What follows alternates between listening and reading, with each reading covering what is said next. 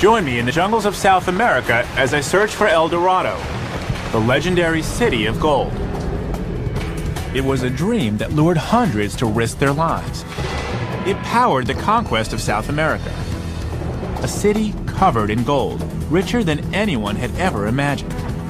Yet for centuries, most people have assumed that El Dorado was only a myth. Now, a recent discovery is giving explorers new hope. Could there really be a city of gold just waiting to be discovered? My quest to find out will take me from the high peaks of the Andes to the icy waters of Lake Titicaca, to the mysterious pyramids of Paratuari, deep in the Amazon jungle. We're digging for the truth, and we're going to extremes to do it.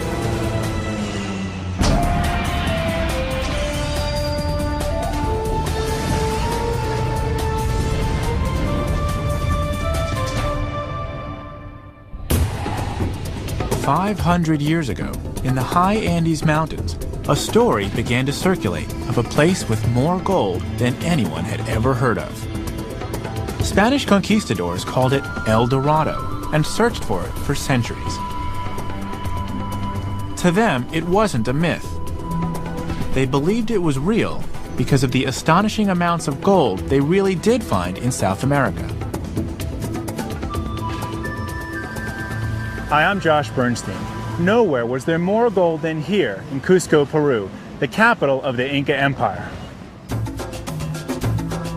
During the 15th century, the Incas built the largest, richest empire in pre-colonial America. It stretched for some 3,000 miles, from what's now Ecuador to Chile. The emperor of this vast kingdom was worshipped as a descendant of the sun, the god of the Incas. He was surrounded in luxury, and every day he was dressed in golden ornaments. To the Spaniards, who heard tales of his riches, his gold was their dream come true. When the Spanish first came to Cusco, they found temples coated with gold. Effigies, ornaments, jewelry, clothing, everything was gold. The Incas seemed to have an inexhaustible supply of it. But the gold was never enough for the conquistadors. Rumors of a golden city hidden in the jungle became an obsession. Even today, it lures treasure seekers to risk their lives in search of it.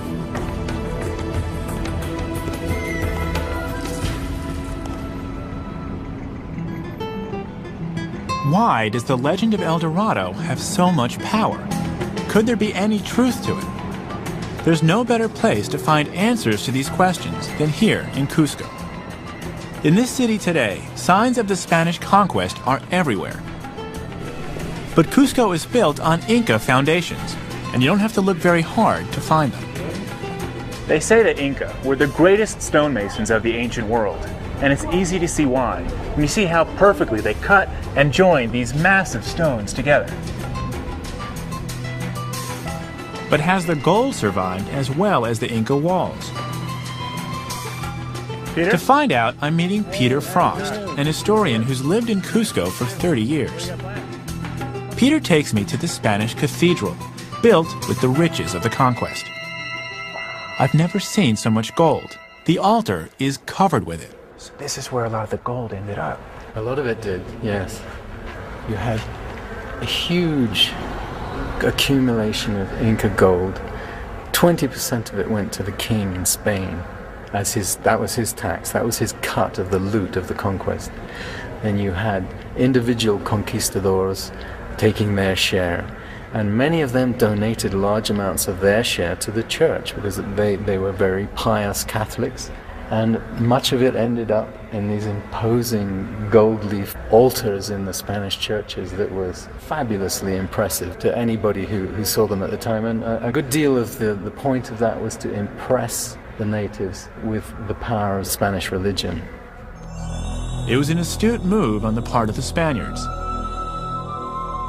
They knew that gold was sacred to the Incas, who used it to create beautiful objects in honor of their god, the sun. But gold had a very different meaning for the conquistadors. most of these beautiful objects were melted down by the Spanish. To the Spanish, it was bullion. It was turned into coins and ingots. So the Incas who were alive at this time had to watch their sacred relics being melted down for the Spanish. Indeed, they did. They saw their meaning, their cosmology, their religious symbols being stripped away and disappearing, melted down. It was a major trauma for them, part of the trauma of the conquest. As Peter leads me around the church, I continue to be amazed by the amount of gold that's here. Yet it's only a fraction of what the Inca ruler possessed. He was the sole owner of the empire's gold, so he received regular tributes from conquered lands. Well, in today's money, it was mega millions of dollars. It was a staggering fortune in those times. A staggering fortune that was taken by people who were poor. I mean, they were nobodies, these conquistadors, in their own country at the time. And suddenly, overnight, they were wealthy beyond their wildest dreams. It was an extraordinary story. But how does this fit into the legend of El Dorado? Well, the way I see it, El Dorado was the dream of the have-nots, because the first wave of conquistadors made fabulous fortunes. These stories came back to Spain and to Central America, where the Spanish had already been for a while, and people started flooding down here. It was like a gold rush in a way. But where was the gold? You know, now most of it was in the hands of conquistadors who'd already taken the major share. You know, so the next guys had to have a dream to live on for. What Peter's saying is that the legend of El Dorado persisted because the conquistadors desperately wanted to believe in it. Likewise, the Inca version of the story continued to evolve long after the Spanish invasion of 1532.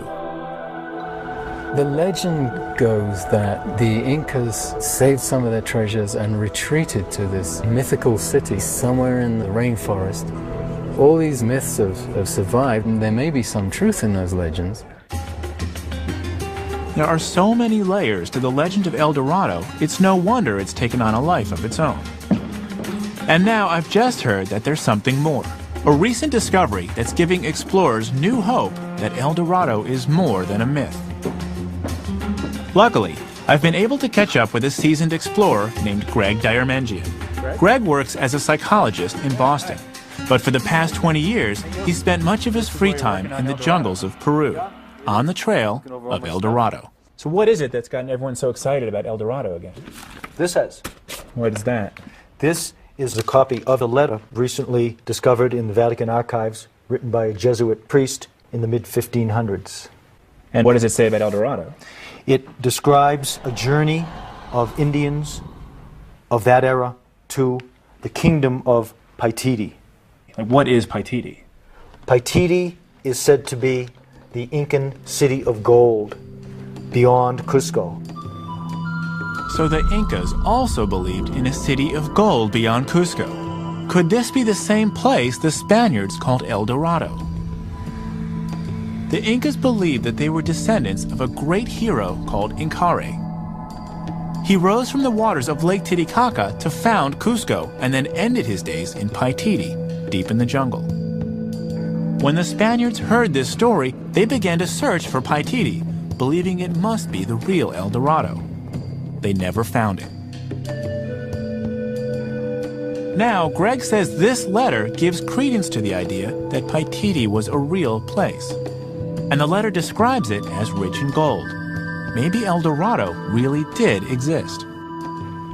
So if we were to follow the instructions, where is Paititi? We can follow the direction to the northeast, and we can get a lot of clues from this document that we didn't previously have.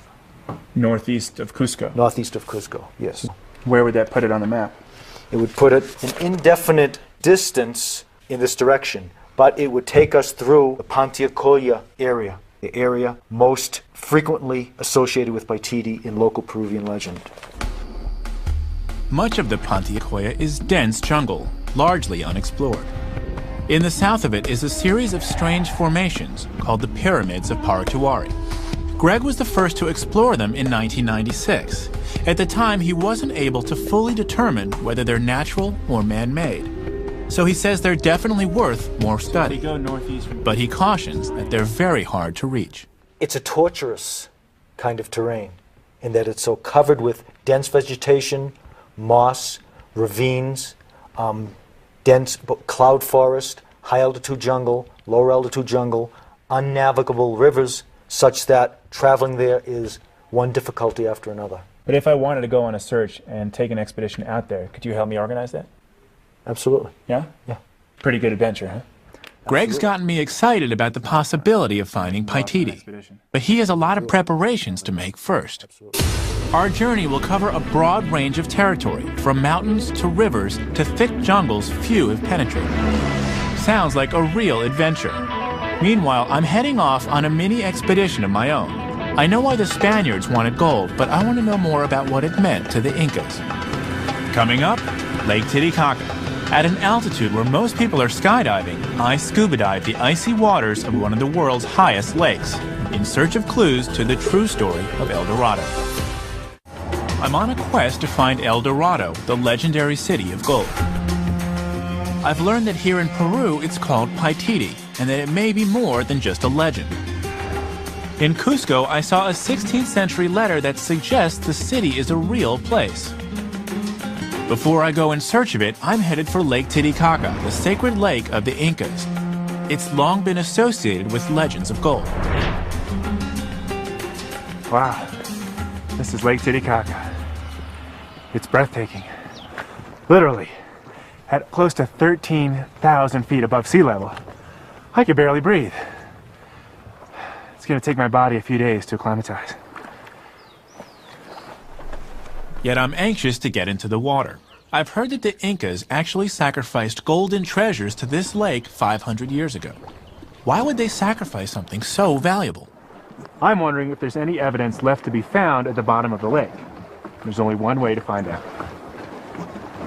That's where we're going to dive. Diving at this altitude is a real challenge. Almost nobody dives in Titicaca. Make a knot here. But my guide, Gustavo Villavicencio, has a real passion for underwater archaeology, despite the dangers. High altitude diving has a whole different set of risks associated with it. At 13,000 feet, the atmospheric pressure is less than half of what it is at sea level. That makes scuba much more dangerous. Dive tables here. So for us to be safe, we're being conservative with our bottom time. Yeah, we're very conservative. So we'll spend a little less time than the dive table shows because of the altitude. Because of the altitude, yeah. And we also have to consider that the water is very cold here. We got 9 degrees Celsius here, so It's cold water, right? it's cold water, yeah. Okay, so I've dived in like the Caribbean and Pacific where it's warm. sounds great. This is my first cold water, high altitude dive. That's your first very cold water. Really? Okay, Very cold water. Looking forward to it. All right. Okay. In 2004, an expedition with a remote submersible sighted a gold icon in this lake that weighed an estimated 77 pounds. So there's probably a lot more to be found. But diving here is going to be very tricky. I'm a little apprehensive. I've never done high altitude diving. I've never done super cold water, winter diving. And I see that Gustavo's wearing a dry suit, and I'm not.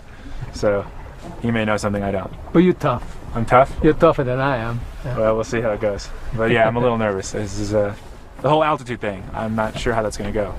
13,000 feet and we're going scuba diving. We'll see.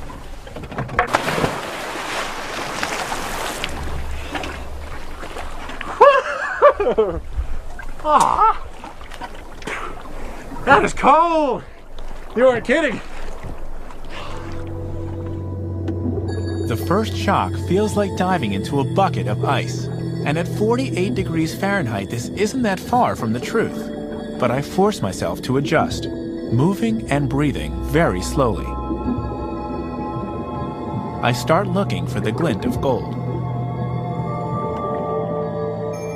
Over the centuries, anything old would have settled deep into the bottom. Every rock or tuft of grass could hide something precious. But I'm not going to find it without lots of effort.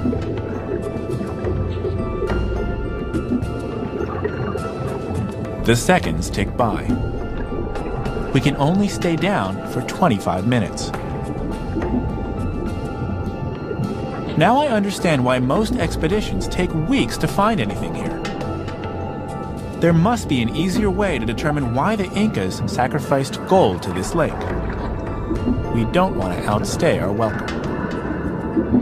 Gold would have been nice, but this has been a beautiful dive. Definitely an adventure worth doing. The next day, we head out again. Knowing my interest in the lake's history, Gustavo takes me to a sacred island. Actually, you can see a sanctuary. He points out sanctuaries built from rocks and says that worshippers would gather here as the sun rose over the lake to honor the sun god. So who made this? This is pre-Incas, Tiahuanaco possibly. So they're old. They're old. They've been here pretty for a old. long time. Yeah, they've been here for 1,000 years, bro. And if we were here 1,000 years ago, right here, looking at this sanctuary, what would be going on? What would we see? We can see a bunch of people pray and throw pottery and sometimes gold, stone carved boxes, and they put this gold idols inside and just throw them to the lake. They would actually throw gold into these waters? That's right.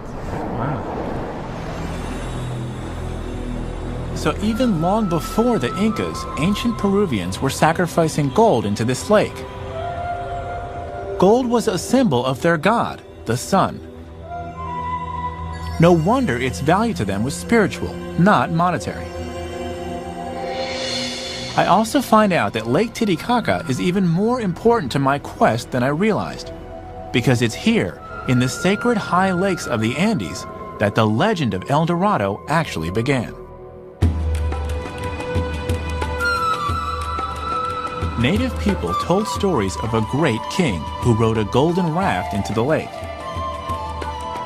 The king was so rich that he was covered in gold dust from head to toe. He would bathe in the lake and make golden offerings to the gods. The Spaniards called the king El Dorado, which means the Golden One. As the legend spread and caught fire, the Golden King became a golden city. But it's this story that inspired one of the world's most enduring obsessions. Gold ornaments, gold decoration. Next, I'll find out how the Spaniards stole the Incas' treasure, and then strike out for the dense jungle on the hunt for the lost city of gold. I'm on the trail of El Dorado, the legendary city of gold the Incas called Paititi. In Cusco, Greg Diarmengian showed me a 400-year-old letter that describes it as a real place, 10 days' journey from Cusco. At Lake Titicaca, I discovered the origins of the myth and why the Indians would sacrifice their gold to the lake. Stories of the Incas' incredible wealth reached the Spanish conquistadors, who journeyed to Peru. What they found was even more amazing than their wildest dreams. What's the Coricancha? Well, I'm meeting Peter Frost again in Cusco. He says I'll understand more when I see what's left of the Coricancha, the main Inca temple dedicated to worshiping the sun. This wall was the outer wall of the Temple of the Sun, and it's a marvel of architecture. It's extraordinary fitting of the stone and the curve. Peter tells me that the Spaniards often built their churches on top of native temples. It was part of their effort to convert the Incas. In this case, even more of the Inca temple was preserved inside the church. Peter, what would this place have looked like during Incan times? Well, it would have been dazzling, awe-inspiring, covered in gold. Everywhere you looked, there would have been sheets of gold on the walls. There were certainly golden ornaments and gold decoration, gold wall cladding. So this whole wall would have been covered in gold. Very probably, yes. And there'd be like gold effigies here? Yeah. It would have been shining, full of light, really impressive. It was gold's ability to catch the rays of the sun that led the Incas to consider it sacred. They learned to shape the metal into beautiful patterns, but they never considered its monetary value until the arrival of the Spaniards in 1532. The conquistadors were led by an illiterate hustler named Francisco Pizarro. He was obsessed by the dream of El Dorado. Unscrupulous and crafty, he lured the Inca emperor into meeting with him, unarmed. It was a fatal mistake. what happened to all the gold? Well, when the Spanish conquistador Francisco Pizarro entered the Inca Empire, he captured the Inca emperor, and the Inca emperor offered to fill a room full of gold and 2 rooms full of silver in exchange for his freedom. So Pizarro captures the Incan king and holds him for ransom. That's right. Pizarro doubted the ransom could be fulfilled, but he gave Atahualpa 2 months for the gold to reach the line on the wall of his cell. He sent some of his own men to help collect the loot. Pizarro sends 4 men down to Cusco where they know there's a huge stash of gold here. They come into the Coricancha and this is what they see, and with their own bare hands they strip this extraordinary treasure and send it back to be melted down. So these 4 Spanish soldiers, they come in here and they're seeing this place is just covered with gold. I'm trying to imagine that. It's just gold everywhere. There was right? a garden of gold here with flowers, ears of corn, potatoes, they made of gold and silver, animals too, and they just scooped the whole lot up and took it off. For weeks, the gold arrived in Atahualpa's cell from all corners of the Inca Empire. But as the pile grew, Pizarro became apprehensive at the thought of letting his captive free. He decided to go back on his word and killed Atahualpa before the ransom was complete.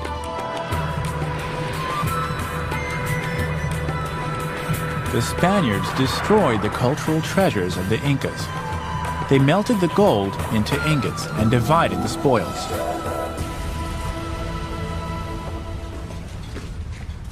But legend has it that some treasure never reached the Spaniards before Atahualpa was killed. It's said that the Incas themselves took it away into the jungle, to the city called Paititi. No wonder the conquistadors kept looking for it.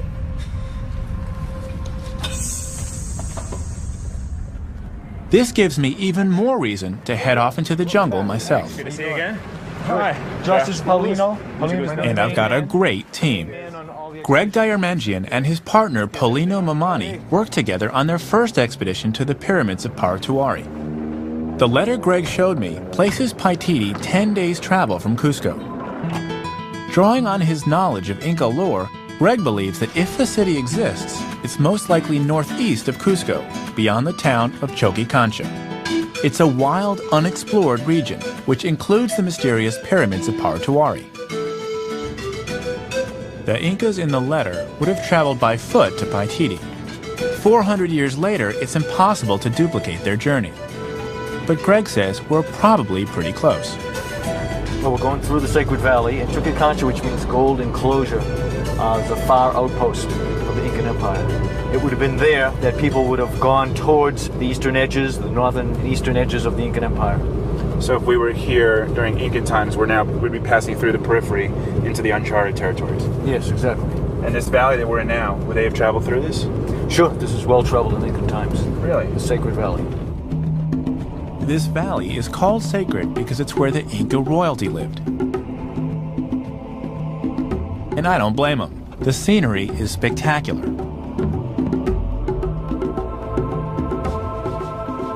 The hillsides are still terraced for farming, the way the Incas laid them out. In fact, the landscape seems to have changed very little since the Spanish conquest. Inca descendants still farm and herd goats and llamas, just like their ancestors did 600 years ago.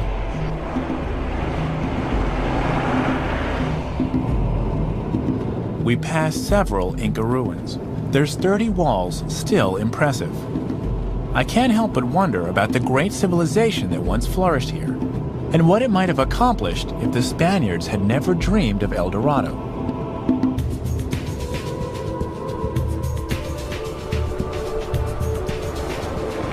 It's 100 miles to Choquicancha, where we'll leave the van behind. This road is so full of switchbacks, it'll take us 3.5 hours to get there. But I just as soon we take our time on roads like this.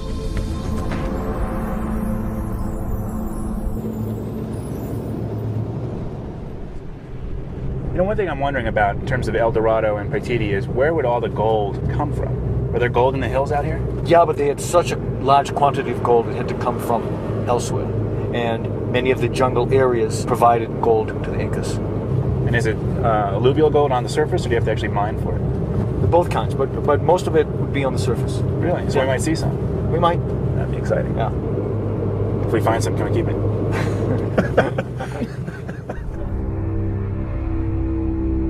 After a few hours, it begins to feel as if we're getting to the edge of civilization.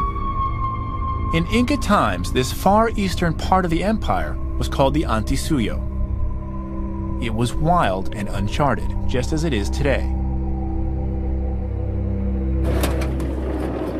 We pull into Choquecancha in the late afternoon. Looks like they're ready for us. I'm drawn to the stone walls along the edge of the square. You don't get this kind of fine architecture in these remote areas unless it's indicating something very important. Greg tells me these walls mark the northeastern boundary of the Incan Empire. Beyond them lay the frontier and the fabled city of Paititi. So beyond this, it's just a llama ride into the jungle. Right? We'll take the llamas, Yeah. far, but the llamas won't go in the jungle themselves. They won't. But we will. Will we ride them? No, they just walk with us. I'm new to llama riding, or llama trekking. So I guess they carry some of this stuff. Why don't we go over there and show me how it works, okay? Are llamas friendly creatures? They're kind of skittish. They're kind of skittish, Yeah. You have to get to know them. We got a wild one. Llamas have been the pack animals of the Andes for millennia. But I find out that they're not very strong. They can only carry about 80 pounds, and even that not for long. So when one gets tired, you move the pack to another. Hey, jumping llamas.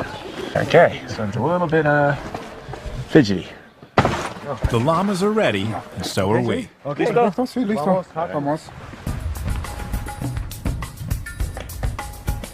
The scenery is fantastic up on these high ridges. I'm used to the Rockies, but the Andes are a whole new experience in mountain trekking. Being followed by a bunch of llamas. Uh-oh. They're gaining on us. They're gaining on me. My body is finally getting used to the high altitude.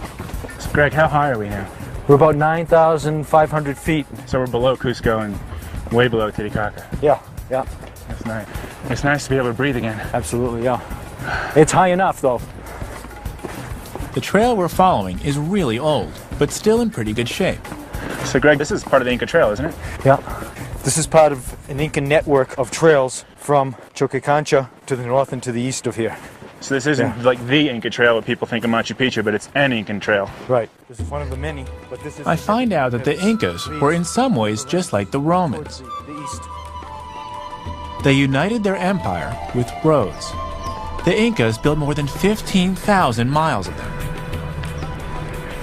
Messengers called chasqui carried news and parcels from one corner of the empire to the other. A team of these runners could carry fresh fish from the Pacific to the emperor's table in Cusco, almost 300 miles in a single day.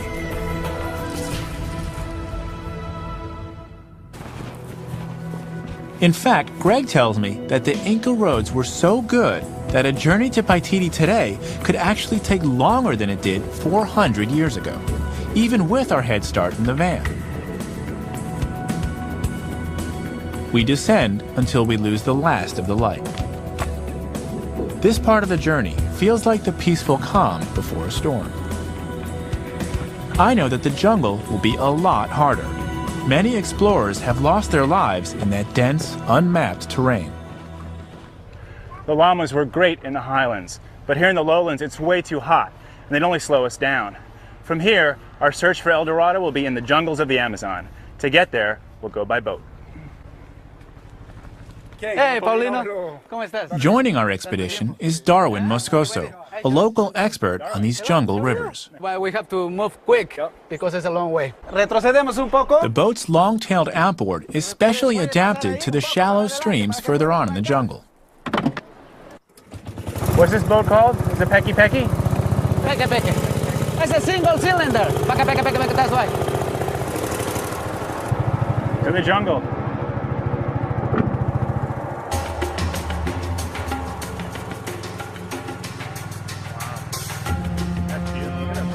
with it worn out. There.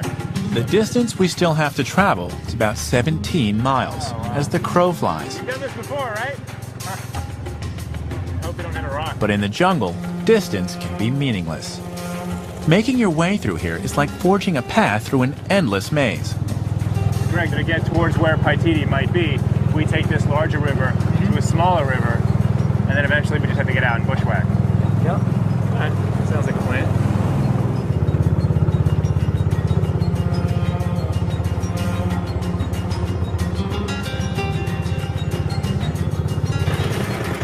Darwin, have you heard of Paititi? Yeah, I was trying to find it. You were looking for it Yeah, no, I was looking for 10 years. for 10 years. 10 years, yeah. Each time, it's expeditions for 1, 2, 3, and 4 months. In many ways, Greg and Darwin seem just as obsessed as the conquistadors in their search for El Dorado. At first, I wonder what keeps them looking. But then I hear the story that inspires all Peruvian explorers. It was 1911, high in the Andes northwest of Cusco, about 100 miles from where we are now. Hiram Bingham, a 35-year-old professor, was searching for a lost Inca city. After weeks of fruitless trekking through dense jungle, he was led by a native boy to an overgrown ruin on a mountaintop. It turned out to be Machu Picchu.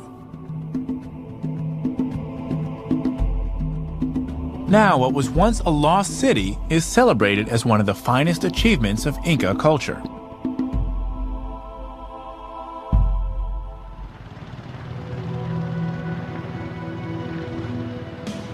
It's stories like this that keep explorers heading back into Peru's jungle frontier, in many ways as uncharted now as it was 500 years ago. Yet I can't help but think of the hundreds of explorers who've lost their lives in this jungle, killed by hostile natives, wild animals, or rivers that can rise and grow turbulent in a matter of minutes.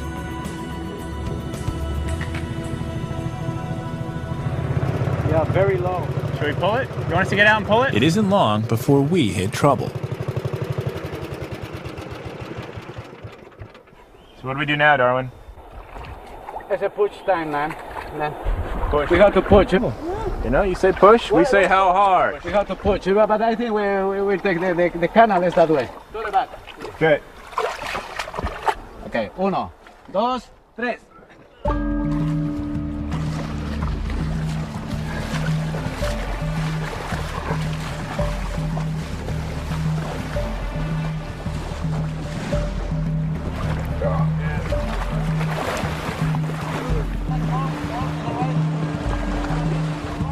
We've got to keep an eye out for stingrays.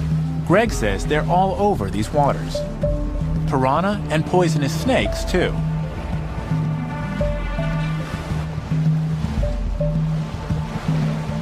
I'm not sorry to get back into the boat.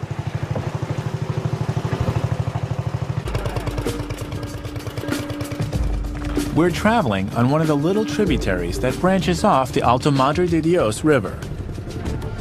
We're hoping this one will take us up into the foothills of our search area.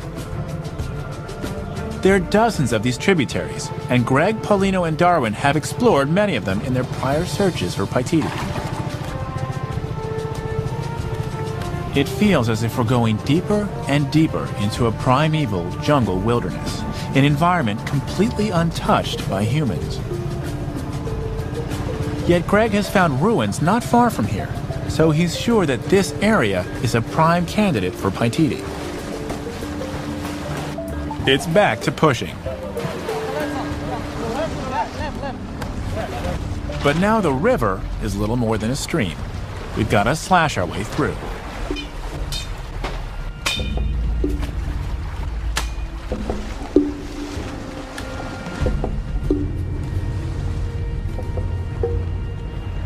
We try several tributaries. The end result is always the same.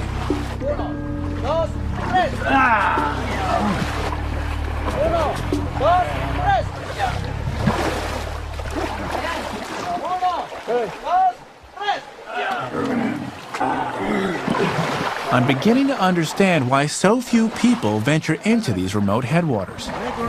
Even the Peki Peki doesn't stand a chance of getting through. I think we have to walk now because the river is too shallow. It looks like the end of our ride. Into the jungle. From here, we've got to leave the boat behind and strike out through the jungle on foot.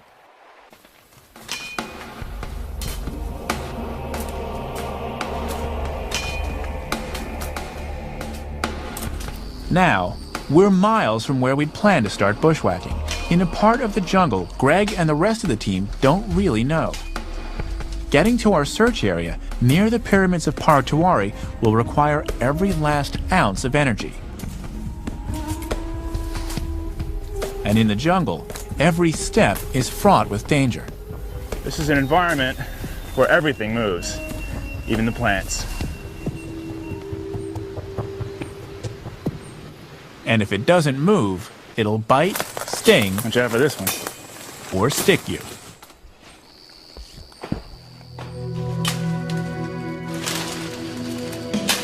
We inch our way forward.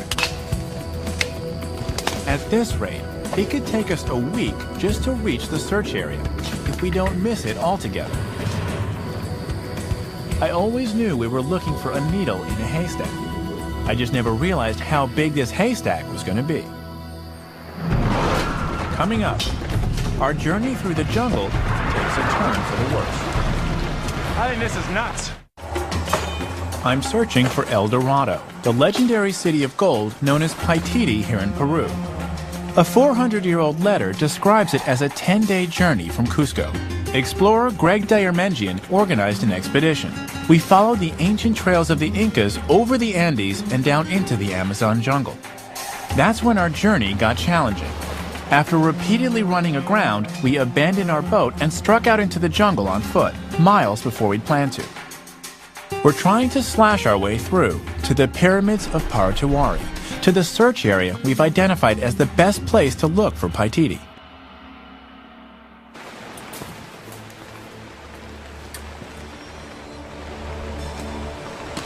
Just when I think we have a chance of reaching it, the rain begins.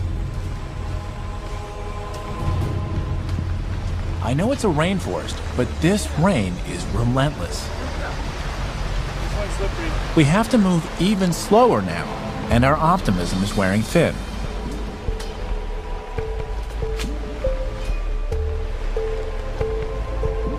Now, every step is treacherous. If one of us twists an ankle or encounters a snake, we're miles from help.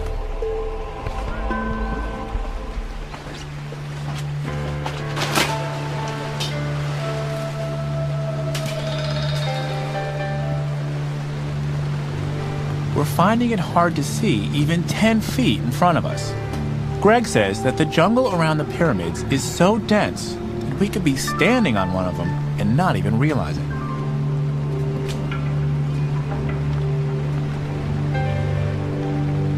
I think about the Incas and the letter I saw in Cusco. There's no way of knowing how they reached Paititi, or even if their story is true or not. We could search for weeks and miss something just 100 yards away.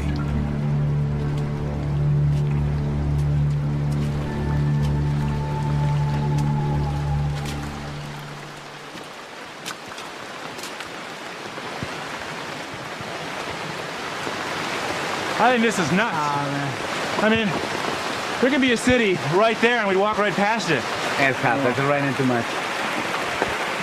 So man, Greg, what do you think? It could be that in order to advance, we're going to have to go back, get up in an airplane, get aerial view, plan things from there. So we could actually get above this. I think it's true, man. All right. I mean, we're not going to get through it. So I think the only way might be to get above it. If that's an option, I'd say let's try that. All right. Okay, I get ready. The jungle has turned out to be a more formidable foe than I imagined.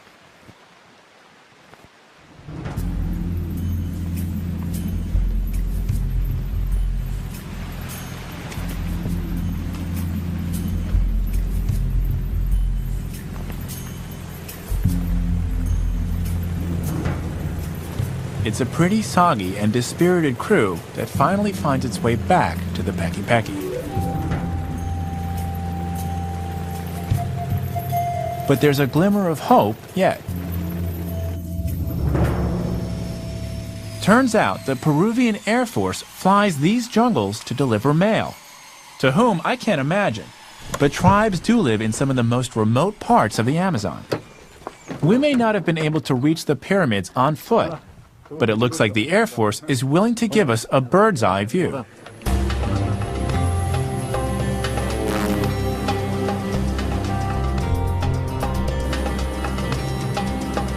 They agree to take the door off the plane and slow it down to let us study the terrain more closely. The crew's mood has definitely improved.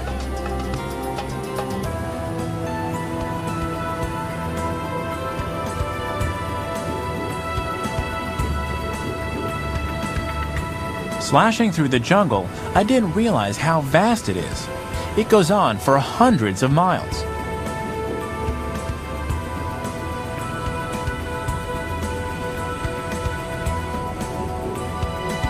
There's one tributary after another. I wonder how many lead to dead ends like the ones we encountered.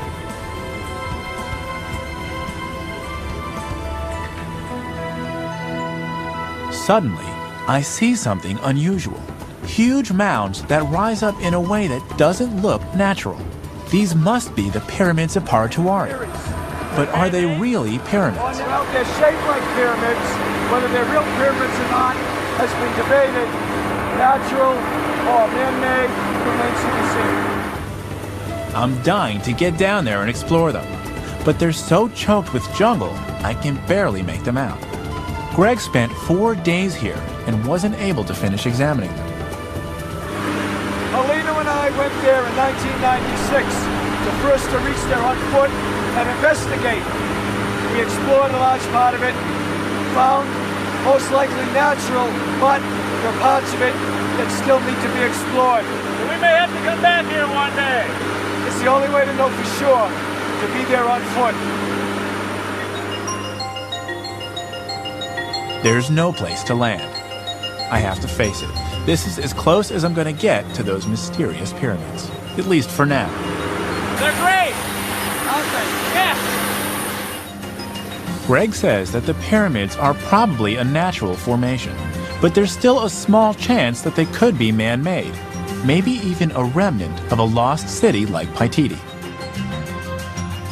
In any case, just this glimpse has given me a whole new perspective on what keeps the legend of El Dorado alive.